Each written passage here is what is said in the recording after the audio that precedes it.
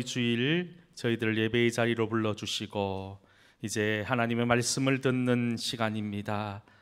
선포되어지는 말씀 앞에 나를 내려놓게 하시고 또 말씀에 이끌림을 받고 말씀에 아멘 할 줄 아는 믿음의 사람들로 세워주시옵소서.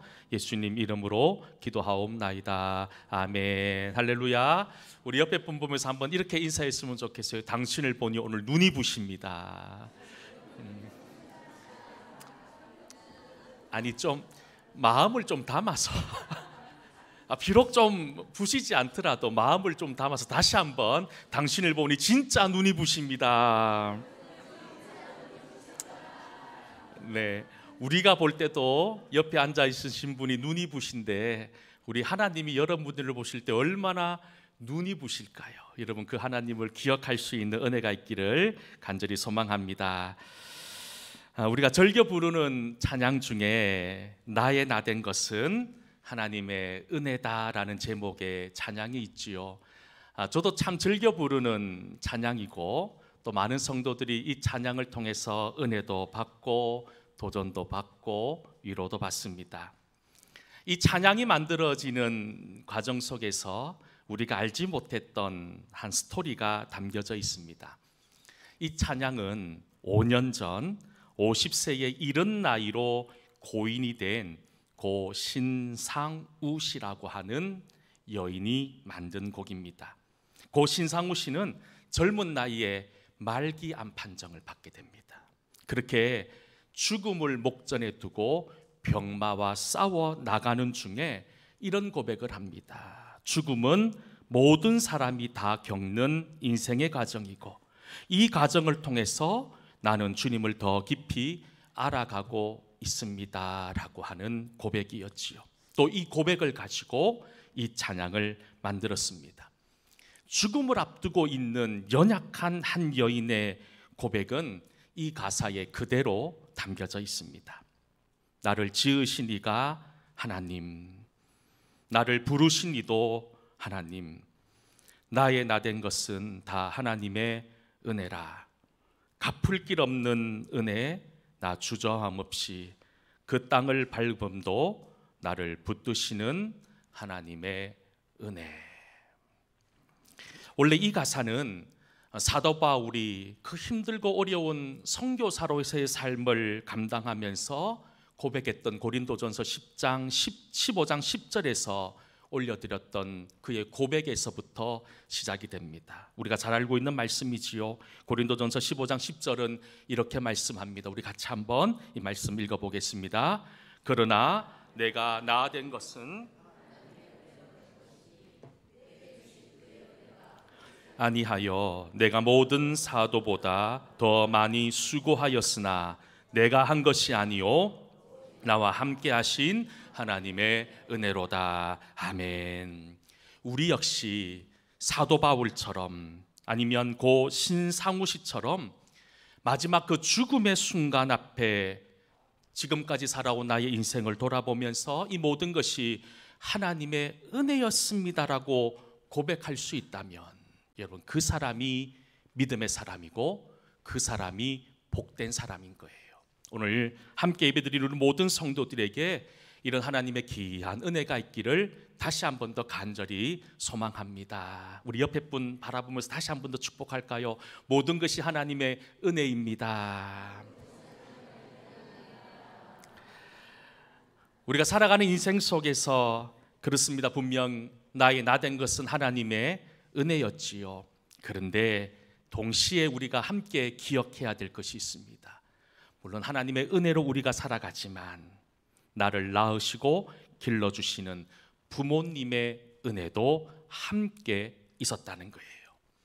부모님의 사랑과 은혜가 없이 우리가 어떻게 정상적으로 잘 이 세상에 존재할 수 있었겠습니까? 나에게 베풀어 주신 부모님의 은혜를 생각하면 부모 공경 그리고 부모님께 순종하는 것은 너무나도 당연한 일입니다. 그런데 어떻습니까? 성도들조차 부모님을 공경하고 부모님의 은혜를 너무나도 당연한 것으로 생각하며 살고 있지는 않으십니까? 근데 참 감사하게도 우리 동성교회에는 효자도 많고 효녀도 많고 또 효부들도 많은 것 같아요. 이제 100세가 되신 아버지를 이렇게 밤마다 찾아가서 함께 잠을 자고 아버지를 돌보는 또 효자가 있고, 이제 고인이 되셨지만 어머니의 병수발을 들면서 자신의 삶을 내려놓았던 어떤 권사님도 계시고, 요양원에 계신 어머니를 하루가 멀다 하고 찾아가는 아들과 며느리도 있습니다. 어느 교회보다 우리 교회는 이렇게 효를 실천하는 분들이 참 많은 것 같아요. 참 감사한 일이지요. 그런데 어떻습니까? 어쩌면 너무나 당연한 것들인데 오히려 이 당연함을 칭찬의 이유로 생각해야 되고 또 칭찬해야 되는 상황 속에 우리는 살고 있다는 거예요. 가시고기라는 이름의 고기가 있습니다. 아이들 손가락만한 크기에 민물에서 자라는, 그것도 1급수에서만 자라는 아주 귀한 고기입니다. 이 가시고기가 유명한 것은 그 자식을 향한 사랑 때문이라고 하지요. 아빠 가시고기는 어미가 이제 알을 놓을 때가 되면 이제 그 알들이 안전하게 살 수 있도록 자신의 몸에서 끈끈한 액체를 내서 둥지를 정성스럽게 만든다고 합니다. 그런데 이 암컷 이 가시고기는, 엄마 가시고기는 알을 낳자마자 뒤도 돌아보지 않고 어디론가 사라져 버린다는 거예요. 그러면 아빠 혼자 남아서 이 알들이 무사하기 위해서, 또 이 알들을 잡아먹기 위해서 달려드는 수많은 나쁜 고기들과 치열하게 싸우는 거예요. 치열하게 싸우는 거예요. 이제 드디어 이 알들이 부화가 되고 이제 알들이 새끼가 나옵니다. 근데 그렇다고 안전합니까? 끝까지 지키기 위해서, 이 아이들을, 이 새끼들을 살리기 위해서 아둥바둥 그렇게 싸우는 거예요. 그렇게 밤잠도 자지 못하고 제대로 먹지 못하고 이 아빠 가시고기는 결국 죽음을 맞이합니다. 그런데 새끼 가시고기들은 그것도 아빠인지도 모르고 그 아빠의 그 살을 뜯어먹으면서 점점점 자라게 되고, 결국 그 아빠 가시고기는 가시밖에 남지 않는다는 거예요. 그래서 그 이름이 가시고기가 되었다라는 이야기입니다. 가령 이런 이야기를 들을 때 성도들 중에서 이런 분들, 이런 말씀하시는 분들이 있어요. 우리 부모님하고는 상관없는 이야기라고 하시는 분이 있어요. 이런 얘기를 합니다. 나는 어릴 적부터 부모 사랑을 받은 적이 없다는 거예요. 나보다 다른 형제를 더 사랑했고 나는 집에서 천덕꾸러기처럼 살았다라고, 그렇게 여러분 지나간 시간들 부모님의 모습을 되돌아보면서 억한 감정을 토로하는 분들을 종종 보게 됩니다. 그런데 여러분, 혹여나 그런 마음들을 품고 살아간다면 그것이 오해라는 사실을 오늘 기억할 수 있기를 소망합니다. 부모님이 나에게 베풀어 주신 사랑 중에 내가 기억하고 내가 알고 있는 사랑보다 내가 알지 못하는 부모님의 사랑이 훨씬 더 많다는 사실, 그리고 내가 알지 못한다고 해서, 또 내가 기억하지 못한다고 해서, 아니면 다른 사람과 비교해서 부모님의 사랑과 은혜가 부족한 거라고 생각하며 살았던 이전의 시간들이 있었다면, 여러분, 모든 부모의 마음은 가시고기의 마음이라는 것을 잊지 않아야 된다는 거예요. 특별히 오늘 우리는 어버이 주일 이 설교 말씀을 통해서 지금까지 잊어버린 채 살아온 부모님을 향한 마음과 내가 부모님을 얼마나 공경하고 살아왔는지를 한번 깊이 생각해보는 그런 은혜의 시간이 될 수 있기를 간절히 소망합니다. 많은 사람들이 이 효라고 하는 것은 유교의 독점물처럼 생각하는 분들이 있습니다. 공자가 제자들을 불러놓고 가르칩니다. 사람이 도리를 지켜야 될 것 3가지 강령과 5가지 도리를 이야기하죠. 그것을 우리는 흔히 삼강오륜이라고 이야기합니다. 그 삼강오륜의 제일 중심이 뭐냐면 효가 있습니다. 효를 강조하는 것이 바로 이 유교라는 거예요. 그런데 유교에서 눈을 씻고 찾아봐도 불효 자식을 죽이라는 말은 찾아볼 수 없다는 거예요. 사랑을 이야기하고 은혜를 이야기하는 성경에 보면 효를 이야기하면서 불효자를 죽이라고까지 말하고 있다는 것은 성경은 그 어떤 것보다 우리의 믿음의 사람들을 향해서 효도하는 삶을 살 것을 강하게 말씀하고 있다는 거예요. 유교가 나오기 전 수천 년 전부터 성경은 우리를 향해서 효도할 것을 가르치고 있다는 거예요. 성경은 부모를 존경하거나 순종할 수 없을 때 예수 안에서 부모를 공경하고 순종하라고 끊임없이 말씀합니다. 그리고 성경에 나오는 수많은 위대한 인물들 또한 효도하는 삶을 살았던 거예요. 모세가 출애굽한 이스라엘 백성들을 이끌고 광야로 나아갑니다. 그리고 시내산에 십계명을 받기 위해 올라가게 되지요. 우리가 잘 알고 있는 십계명 1계명부터 4계명까지는 하나님과 연결되어져 있는 계명들로 기록이 되어져 있습니다. 그리고 5계명부터 10계명까지는 이 땅을 살아가는 데 있어서 우리가 사람과 사람 속에서 우리가 지켜야 될 계명을 이야기해서 총 10가지의 계명을 이야기합니다. 특별히 인간에 대한 계명이 시작되어지는 5계명이 무엇입니까? 우리가 오늘 본문으로 읽었던 말씀입니다. 출애굽기 20장 12절 말씀, 바로 5계명을 이야기하고 있는데 같이 한번 이 말씀 읽어보도록 하겠습니다. 내 부모를 공경하라. 그리하면 아멘. 5계명의 자리 잡고 있습니다. 1계명부터 4계명까지가 하나님, 그리고 5계명부터 10계명까지가 사람과 연결시켜주는 계명, 이 다리 역할을 하고 있는 5계명이 바로 부모 공경에 대한 메시지를 우리에게 주고 있다는 거예요. 또 우리가 신약 성경의 말씀을 읽었죠. 에베소서 6장 2절부터 3절 말씀에도 이렇게 말씀합니다. 우리 같이 에베소서 6장 2절 3절 말씀도 함께 읽어보겠습니다. 내 아버지와 어머니를 공경하라. 이것은 약속이 있는 책계명이니 이로써 내가 잘되고. 아멘. 여러분, 다시 말해 부모는 자녀에 대한 하나님의 대리자로 여기고 부모를 공경하는 것이 곧 하나님을 공경하는 것이다라고 성경은 이야기합니다. 사실 부모님의 사랑은 하나님의 사랑으로 빗대어져서 끊임없이 우리에게 말씀합니다. 그런데 우리가 출애굽기에 나오는 십계명을 유심히 살펴보면 여러분, 부모를 공경하라는 5계명을 제외한 나머지 9개의 계명들은 모두 하지 말라는 계명들입니다. 제가 한번 읽어드릴까요?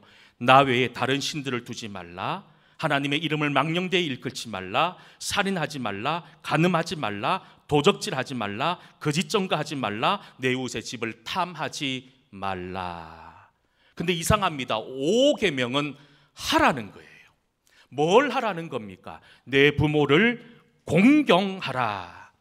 그 이후에 하나님의 복을 약속하셨어요. 어떤 복을 약속하셨습니까? 내가 잘되고 장수하는 복을 누리게 될 것이다라고 하는 하나님의 약속의 말씀을 함께 주시고 있다는 거예요. 조선 19대 왕이었던 숙종이 개성에 갈 일이 있었답니다. 개성에 임금이 행차한다고 하니 개성 주변으로 소문이 난 거예요. 왕이 온다는 거예요.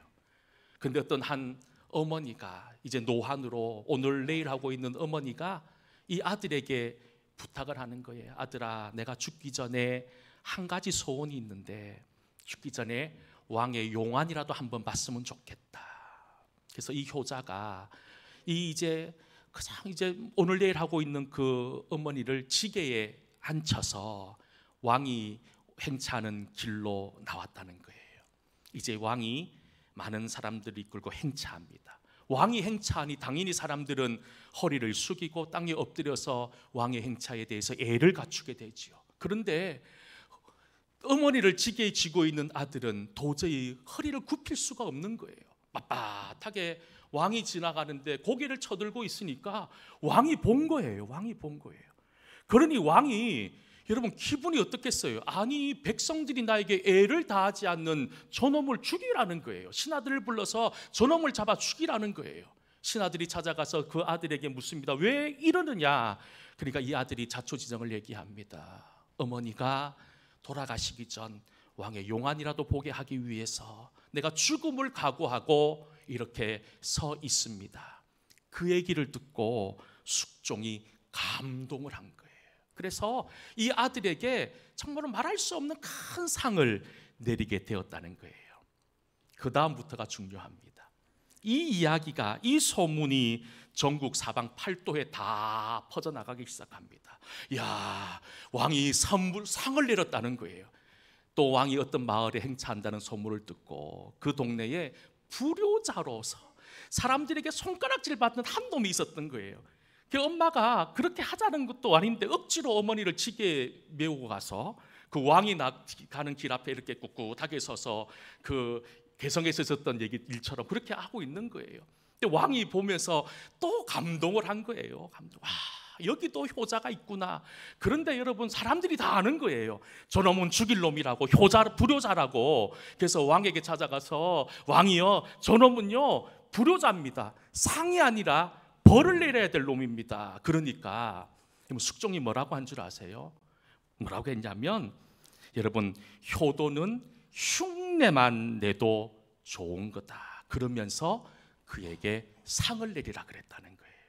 그러니 이 불효자였던 아들이 그 왕의 마음을 알게 되고 효자로 바뀌었다는 전설이 전해지고 있습니다. 뭐 진짜인지 가짜인지는 모르겠지만 그런 이야기가 있다는 거예요. 요즘 이 부모 공경이 점점점 희미해져 갑니다. 부모 공경하는 것이 사람들로부터 칭찬받아야 되는 지금 시대 속에서 여러분들, 부모에게 효도하는 것, 흉내라도 낼 수 있으면 그것이 복되다는 것을 잊지 않았으면 좋겠어요. 그렇게 부모에게 흉내라도 내면서 효도하다 보면 결국은 우리 또한 효자, 효녀가 되는 것이 아닐까요? 성경은 자녀들인 우리들을 향해서 부모를 경외하라고 가르치고 있습니다. 공경하라, 경외하라는 말은 같은 말이지요. 여러분, 이 말은 어떤 의미를 담고 있을까요? 우리 자녀들 중에서 부모님을 바라보면서 좀 불쌍한 마음으로 바라보는 분들이 계세요. 이제 나이가 드시고 기력이 점점 쇠하여 가시고 또 식사도 제대로 못 하시고 요양원이나 요양병원에 계신 부모님, 어머니, 아버지를 보면서 그 모습을 보면서 불쌍하다고 표현하는 분들이 종종 있는데, 성경에서 우리에게 경외하라는 말씀은 부모를 불쌍히 여기라는 말이 아니에요. 잘 들으셔야 돼요. 우리 마음속에 부모를 불쌍히 여기라는 말씀으로 경외하라는 것이 아니라 하나님을 대하듯 부모님을 바라볼 수 있어야 된다는 거예요. 부모님이 있는 그 자체, 부모님이 존재하는 그 자체로 마음을 다하고 뜻을 다하고 힘을 다하고 목숨을 다하여 사랑하는 것을 경외라고 하는 단어를 쓰고 있다는 거예요. 여러분, 자녀된 우리는 부모를 경외해야 됩니다. 근데 이상합니다. 성경에서는 부모를 경외하라고 이야기하는데 이 경외라고 하는 단어는 누구에게만 해당되는 말이냐 하면 하나님에게만 해당되는 말이었어요. 하나님은 우리 성도들을 향해서 하나님만 경외하라고 가르칩니다. 그리고 하나님 위의 것들을 경외하는 것은 우상숭배라고 가르치고 있어요. 그런데 이상합니다. 부모를 공경하라고 가르칩니다. 여러분, 왜냐? 바로 부모를 공경하는 것이 하나님을 공경하는 것과 같은 의미이기 때문이더라는 거예요. 다시 한번 여러분, 우리가 하나님을 경외하고 하나님을 정말 높이고 찬양하는 인생을 산다면 우리 부모님도 그렇게 경외하고 높일 줄 아는 그런 은혜가 있어야 될 줄 믿습니다. 그리고 무엇보다도 자녀된 우리들은 부모님을 기쁘게 해드릴 수 있어야 되는 거예요. 잠언 23장 25절의 말씀에 보면 이렇게 말씀합니다. 잠언 말씀 함께 읽어볼까요? 내 부모를 즐겁게 하며 너를 낳은 어미를 기쁘게 하라. 아멘. 공경하는 것에서 끝나는 것이 아니라 여러분, 즐겁게 하고 기쁘게 해드리는 삶이 우리의 삶이라는 거예요. 부모님이 기뻐하는 건 물질이 아니에요. 물질이 아니에요. 부모님이 기뻐하는 것은 자녀인 우리 그 자체를 기뻐하신다는 거예요. 저도 사실 이 설교를 준비하면서 저희 아버지가 인천에 멀리 계셔서 그저 한 번씩 찾아뵙는 날이 명절 때 말고는 찾아뵐 수 없는, 사실 오고 가고 거리가 너무 멀기 때문에 형이 아버지 모시고 있으니까 형에게 모든 것을 다 맡긴 채 이런저런 핑계로 부모님 제대로 찾아뵙지도 못하고 그런 삶을 사는데, 아버지가 그렇게 멀리 있는 이 아들이 갈 때마다, 또 우리 아이들 데리고 갈 때마다 너무너무 기뻐하시는 거예요. 혼나야 되는데 왜 이렇게 연락도 잘 안 하고 왜 이렇게 자주 오지 않았느냐, 혼내야 되는데 혼내질 않고 너무너무 기뻐하신다는 거예요. 결국 부모님이 기뻐하는 게 뭘까요? 여러분, 용돈 보내주는 것도 좋고 뭐 이렇게 좋은데 여행 보내주는 것도 좋지만 함께 하는 것이 좋은 것이 아닐까요? 여러분, 우리 사랑하는 부모님과 함께 할 수 있는 그런 우리가 될 수 있기를 소망합니다. 이상하게도 이제 부모님들과 함께 할 수 있는 시간들이 점점점 줄어들고 있습니다. 부모님들의 나이가, 연세가 많아지시면서 여러분, 사람의 운명이 어떻게 될지 모르잖아요. 이제 점점 얼마 남지 않은 이 남은 시간 동안 부모님을 더 자주 찾아뵙고 공경하는 데 온 힘을 다할 줄 아는 저와 여러분 될 수 있기를 간절히 소망합니다. 그리고 또 계속해서 말합니다. 지금 우리 부모를 우리가 사랑하는지를 기억해야 될 뿐만 아니라 에베소서 6장 1절과 2절에 이렇게 덧붙여 말씀합니다. 우리 6장 1절 2절 말씀을 함께 읽어보겠습니다. 자녀들아, 주 안에서 너희 부모에게 순종하라. 공경하라. 이것은 약속이 있는 첫 계명이니. 아멘. 여러분, 순종하라고 말씀합니다. 그리고 공경하라고 이야기합니다. 이것이 약속 있는 첫 계명이다라고 덧붙여 말하고 있습니다. 여러분, 이 땅에서 장수하고 이 땅에서 잘 되기를 기도하십니까? 그렇다면 가장 먼저 부모 공경을 회복할 수 있기를 축복합니다. 부모 공경하지 않는 자식들이, 부모 공경하지 않는 성도들은 하나님 복 주지 않으신다는 거예요. 앞에서도 말씀드렸지만 우리 동성교회는 효자들이 참 많아요. 또 효녀들도 많아요. 효부들도 많아요. 더 많아지는 은혜가 있기를 간절히 소망합니다. 제가 지난주에 말씀을 드렸죠. 우리 가정의 행복은 절대로 저절로 이루어지는 게 아니에요. 시간이 지난다고 만들어지는 것 또한 아니다는 겁니다. 예술가가 하나의 작품을 만들기 위해서 피땀 흘려서 만들어 나가는 것처럼 우리의 가정이 행복한 가정이 되기 위해서는 이런 우리 모든 가족들의 애씀과 수고함과 눈물이 있을 때에 우리의 가정이 복된 가정이 되는 거예요. 사랑하는 우리 동성교회 성도 여러분, 저는 이 시간 이 자리에 있는 모든 분들이 효자, 효녀들이 될 수 있기를 축복합니다. 그럴 때 하나님 우리에게 복 주실 거예요. 그리고 하나님 우리에게 형통의 은혜를 주신다는 사실을 잊지 않고 믿음으로 살아가는 우리 모두 다 될 수 있기를 주의 이름으로 간절히 축원합니다. 기도하겠습니다. 은혜로우신 아버지 하나님, 오늘 어버이 주일을 맞이하여 우리의 모습을 다시 한 번 더 돌아봅니다. 우리가 입술로만, 우리가 머리로만 내 부모를 공경해야 된다, 그렇게 살고 있지는 않습니까? 아버지 하나님, 이제 입술의 고백만 멈춰 있지 않게 하시고 부모님을 온 힘을 다하여, 온 마음을 다하여 공경할 줄 아는 그런 믿음의 사람들 다 될 수 있도록 하나님 함께하여 주시옵소서. 예수님 이름으로 기도하옵나이다. 아멘. 말씀을 생각하시